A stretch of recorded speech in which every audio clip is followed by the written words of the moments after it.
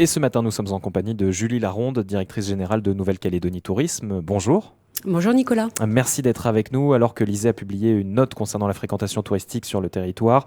Alors sans surprise, les chiffres pour 2024 ne sont pas bons. Qu'est-ce que vous en retenez finalement, Julie Laronde ? Que c'est un bilan assez dramatique puisque le nombre de visiteurs a été divisé par 2 en 2024 par rapport à 2023. C'est encore une année de crise pour le tourisme. C'est la troisième crise en 4 ans.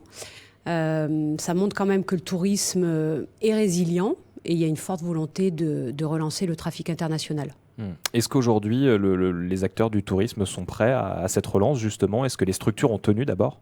Les structures ont tenu. Nous avons réalisé un premier état des lieux en octobre, puis un deuxième en janvier.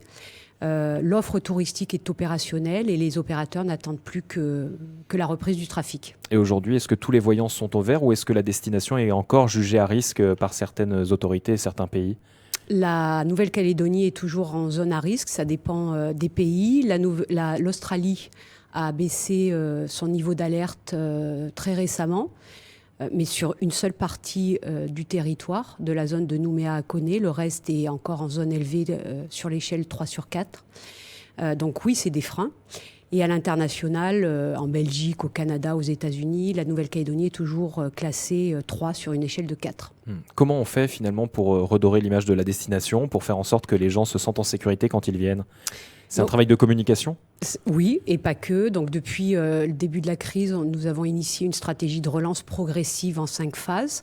Un gros travail de rassurance a été effectué au dernier trimestre de 2024 avec des vidéos de témoignages à la fois d'opérateurs touristiques pour dire qu'ils étaient opérationnels, mais également des premiers touristes qui étaient venus en Nouvelle-Calédonie.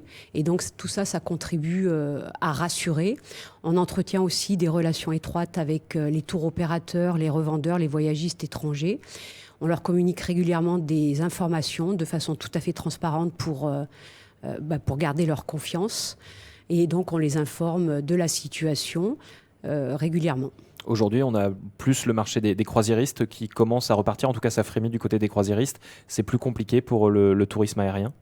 Donc les croisières ont redémarré à Lifou le 18 octobre et à Nouméa le 10 novembre. Et les escales en 2025 sont programmées déjà. On note toutefois une baisse du nombre d'escales d'environ 25 à 30% par rapport à 2023. Mais oui, les croisiéristes reprennent. Comment on explique cette différence entre les croisiéristes et les touristes par avion ? Les croisiéristes, le fait qu'il ne reste qu'une seule journée en escale à Nouméa et Lifou, donc il n'y a pas le même impact. Les armateurs, donc les dirigeants des compagnies de croisière, Carnival Australia et Royal Caribbean Cruise, étaient venus en septembre justement pour rencontrer les autorités et se rendre compte eux-mêmes de la situation sur place. Et donc ils ont vu que les croisières pouvaient reprendre. Et le tourisme aérien, quels sont les freins sur ce point de vue-là ? C'est le fait peut-être de rester sur place. On l'a vu au mois de mai, il avait fallu évacuer un certain nombre de touristes, notamment néo-zélandais et australiens. Ça laisse des traces, ça ? Oui, bien sûr. On a tout un travail de restauration de l'image de la destination qui a été forcément détériorée avec une couverture médiatique importante au début des émeutes. Donc, travail de rassurance. C'est essentiel. Remontrer que les atouts de la Nouvelle-Calédonie sont intemporels, éternels. Nous expliquons que les infrastructures touristiques et les sites touristiques n'ont pas été touchés, que les touristes n'ont jamais été pris à partie. Alors on le sait, il y a eu des changements aussi depuis le mois de mai, notamment l'arrêt de la ligne avec le Japon. C'était un marché qui marchait bien, qui était mature, on va dire, pour la Nouvelle-Calédonie. C'est un coup dur le fait qu'il n'y ait plus d'avions d'Aircalin aller au Japon ? Alors le marché japonais post-Covid n'avait pas repris. En 2023, on était toujours en recul de 60% de la fréquentation de 2019. Les Japonais sont très sensibles à la sécurité, donc une crise sécuritaire après une crise sanitaire...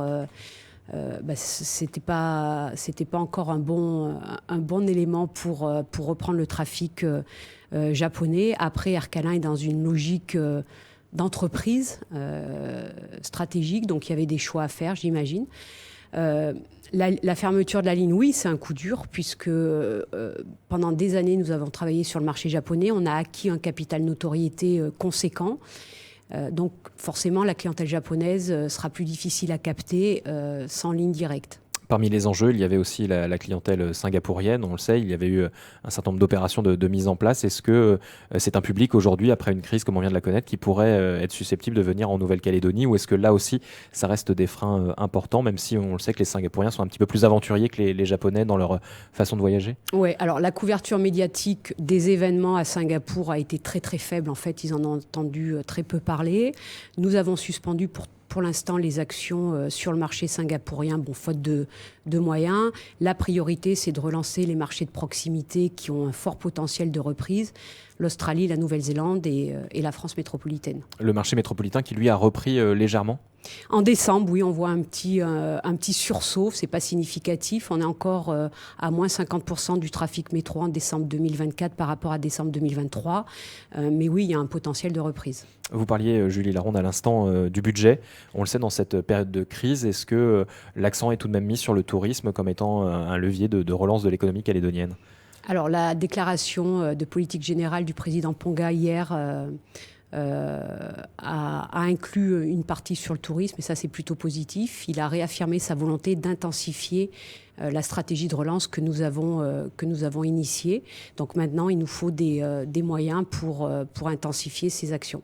Il y a quand même quelque chose d'assez symbolique, c'est que c'est le président du gouvernement qui est en charge de la promotion internationale. Ça veut dire que le dossier est vraiment pris en main, vous pensez? Oui, je pense. En plus, il a le portefeuille transport aérien international, ce qui fait sens. Puisque le développement du trafic touristique dépend forcément, pour une destination insulaire, de la desserte aérienne. Aujourd'hui, ce que vous demandez, c'est de poursuivre le travail qui a été entamé, c'est ça, en termes de promotion de la destination? Les stratégies restent les mêmes? Oui, la stratégie reste la même. Là, on est à la 5e phase, c'est-à-dire réengager des budgets de promotion. On a déployé fin décembre des campagnes de communication en Australie, Nouvelle-Zélande et France, campagne de communication Nouvelle-Calédonie, Nouveau Départ, où on assume pleinement la crise et on fait un parallèle entre la volonté d'avoir un nouveau départ en Nouvelle-Calédonie et la volonté, le souhait des voyageurs de prendre un nouveau départ et de s'évader dans une destination préservée. Aujourd'hui, tout se joue sur ce type de marketing ? Sur cette communication finalement? Oui, c'est important. Alors pas que, il y a de la notoriété, mais il y a aussi des campagnes de vente, des campagnes tactiques. Donc on a négocié, pour l'Australie, Nouvelle-Zélande notamment, des campagnes de vente avec les principaux revendeurs toutes les 3 semaines pour avoir des tarifs promotionnels et mettre la Nouvelle-Calédonie en vente et dans les radars. Est-ce qu'on peut penser que le tourisme va se relancer dès cette année, ou est-ce que c'est du temps long finalement après tout ce qui s'est passé? Alors ça sera du temps long, la reprise va être lente et progressive, encore une fois selon les moyens alloués et également selon la capacité aérienne. On a encore du mal à se fixer des objectifs chiffrés, on est en train d'y travailler avec les différents partenaires, que ce soit l'aéroport Tontouta ou Air Calin ou les autres compagnies. On a encore du mal à déterminer une année de retour à la normale. Pendant le Covid, on avait dit qu'on retrouverait les flux d'avant Covid en l'espace de 4 ans. On les a retrouvés en l'espace de 2 ans. Donc là, on va mettre encore les bouchées doubles. Moi, j'y crois. On avait étudié d'autres destinations qui avaient subi des crises sécuritaires majeures. Et on a vu que Quel type de destination, par exemple? Fidji, en Afrique notamment, et donc on voit que le trafic touristique reprend malgré tout, puisque le touriste ou le client a une capacité d'oubli en fait, et l'actualité, les différentes actualités mondiales prennent le pas rapidement sur d'autres actualités. Combien de temps il faut à peu près pour justement regagner la confiance et que les gens oublient?